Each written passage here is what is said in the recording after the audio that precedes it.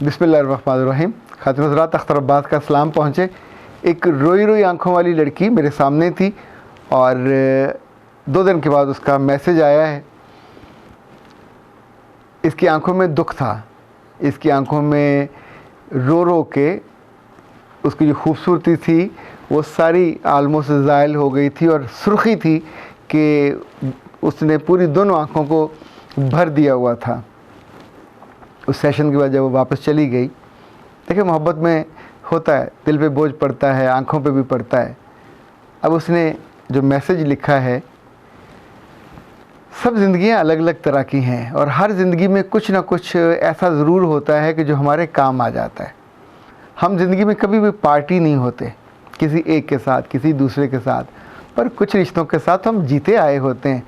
कुछ रिश्ते हम खुद होते हैं, कुछ रिश्ते हमारे अंदर जीते हैं।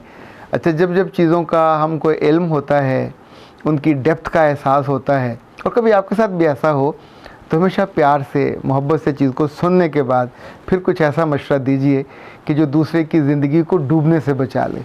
ये बच्ची जब मेरे पास पहुंची एक दूर शहर से, और उसको तसल्ली शफ़ी देने के बाद फिर उससे बात हुई, पूरा सेशन हुआ। अब उसका जो मैसेज है वो आपको मैं पढ़ के सुनाता हूँ। उसमें है, रोमन में है। अस्सलाम वालेकुम sir, thank you so very much. मुझे समझ नहीं आ रही कि मैं आपका शुक्रिया कैसे अदा करूं। मेरी बाबा के साथ सुलह हो गई है। मुझे ऐसे लग रहा है कि बाबा दोबारा से जी उठे हैं। हम दोनों गले लग के बहुत देर रोते रहे। मुझे सॉरी करके ऐसा फील हुआ कि जैसे इतना बड़ा बोझ था, मैं इतने दिनों से साथ लिए फिर रही थी, वो उतर गया है। और मैं नहीं सोच पाती थी कि इन दौरान मेरे बाबा पे क्या बीती है। ये सब आपकी वजह से हुआ। अल्लाह पाक आपको जज़ा दे। खातिन हज़रात, आप समझ गए हैं, ये एक बेटी का मामला है और बेटी वैसे प्यारी होती है पर बाप को कुछ ज़्यादा प्यारी होती है। इस बेटी पे उसके बाबा ने थोड़ा गुस्सा किया, और गुस्सा इस बात पे किया, किसी वो ट्रिप पे जाना चाह रही थी और उसके बाबा ने उसको इजाज़त नहीं दी। उसने आगे से थोड़ी ज़िद की तो उसके बाबा ने उसको एक तमाशा लगाया। और ही वॉज़ नॉट एक्सपेक्टिंग कि बेटी आगे इस तरह ज़िद करेगी। बाप ये सोचता है कि जब एक दफ़ा समझा दिया कि बेटा जी ये तुम्हारा कप ऑफ टी नहीं है और आई हैव द रेजर्वेशंस के तुम जाओगे, तुम फिर बार बार जाओगे, फिर तुम कोई और डिमांड करोगे और जो तुम्हारा असल फोकस है पढ़ाई वाला वो रुक जाएगा, वो ख़त्म हो जाएगा। देखिए, बाप इस तरह की जब बात करते हैं उनके पास दसियाँ चीज़ें होती हैं जो उन्होंने देखी और सुनी होती, जिससे उनका दिल डरा हुआ होता है। वो अपनी बेटियों के लिए बहुत ज़्यादा टची होते हैं, जिस वजह से ये हुआ।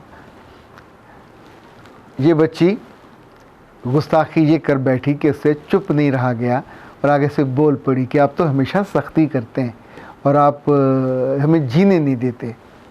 ये बात शायद बाप के दिल को लगी एक तीर की तरह, और जब उसने दोबारा हाथ उठाया उसको मारने के लिए, अव्वल तो नहीं मारना चाहिए, जो बात तय है, बेटियों पे नहीं हाथ उठाना चाहिए, लेकिन जब हाथ उठा तो बेटी ने उस हाथ को पकड़ लिया और पकड़ के उस पर थोड़ा एक बाइट ज़्यादा ज़ोर से काटी।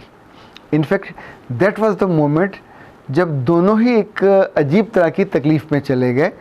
बेटी को उसके बाद का हर लम्हा बुरा लगा, अपना वो काटना भी बुरा लगा, बाप को रोकना भी बुरा लगा।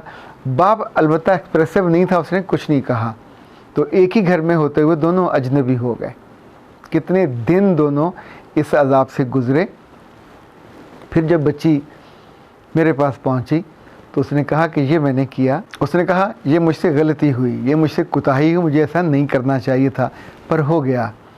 अब मैं कैसे बताऊं अपने बाप को कि मेरा दिल दुखी है, मैं पूरी रूह से शर्मिंदा हूं, पर हम दोनों के बीच में कोई नहीं है जो हमें करीब करे। तो मैंने कहा बेटा जी, जब कोई बीच में ना हो सुलह कराने वाला, तो एक रब तो होता है जो आपके दिल को धीरे से तसल्ली देता है, उठाता है, क्योंकि हमारे दिल तो उसके हाथ में ऐसे करके हैं जैसे चाहे वो मोड़ देता है। तो अब तुम घर जाओ और जाके अपने बाबा के पाँव में बैठ जाओ, फिर उनका हाथ पकड़ो और उसके हाथ को चूमो यूँ और अपनी आँखों से लगाओ, कुछ मत कहना, और फिर उस जगह को चूमना जहाँ पे तुमने काटी की थी। ये वो मोमेंट होता है जो ज़िंदगी के सबसे बड़े सच में से एक लम्हा होता है। मोहब्बत का इजहार और मोहब्बत का इकरार लाजमी नहीं कि लफ्ज़ों से किया जाए। ये जो आपके मन में होता है ये लफ्ज़ों से कहीं ज़्यादा होता है। और उन रिश्तों के साथ जहाँ एक बेलौस और इतनी मोहब्बत जो तोली भी ना जा सके। देखिए, हर घर में हर एक का अपने बाप के हवाले से, अपनी माँ के हवाले से तजुर्बा अलग होता है। कहीं बहुत सख्त होते हैं, कहीं बहुत नरम होते हैं, पर ये बाप जो हैं ये ज़िंदगी की मिठास हैं, ज़िंदगी का साया हैं। मैं तो इससे भी दो हाथ आगे कहता हूँ कि अगर बाप राज़ी है तो रब राज़ी है, और अगर बाप नाराज़ है तो रब नाराज़ होता है। और रब को नाराज़ करके तो जिया नहीं जा सकता, मरा भी नहीं जा सकता। बाप की जो लज्जत है, उसकी ज़िंदगी की जो राहत है, उसकी ज़िंदगी में तो सबसे बड़ी खुशी ही उसकी अपनी औलाद होती है। बाद ऐसे बाप भी हमने देखे हैं जिन्हें दौलत बड़ी पसंद होती है, जिन्हें और चीज़ें पसंद होती हैं। बिल्कुल ये केस टू केस वेरी करता है, पर जिन केसेस में जेन्युइन मोहब्बत आपके अपने दिल में होती है, उनकी आंखों में और उनके दिल में होती है, तो कभी गलती हो जाए, इंसानों से गलती हो जाती है। ये किसी भी उम्र में हो सकती है, छोटी उम्र में, बड़ी उम्र में। गलती को हमेशा बढ़ा करके ना दिखना चाहिए, ना दिखाना चाहिए। गलती का सबसे अच्छा हाल ये होता है उसको मान लिया जाए और जाके गलती से रिजू कर लिया जाए।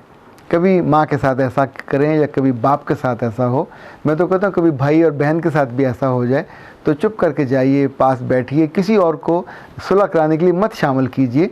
वो जो आपका लम्स होता है, वो जो आपका टच करना होता है, वो जो आपके दिल की कैफियत होती है, वो इतनी सच्ची होती है, इतनी खूबसूरत होती है कि वो आँखों को रुला देती है, वो दिल को भी धो देती है और ज़िंदगी फिर दोबारा से खुशबूदार हो जाती है। अख्तर अब्बास को इजाज़त दीजिए। अस्सलाम वालेकुम व रहमतुल्लाह।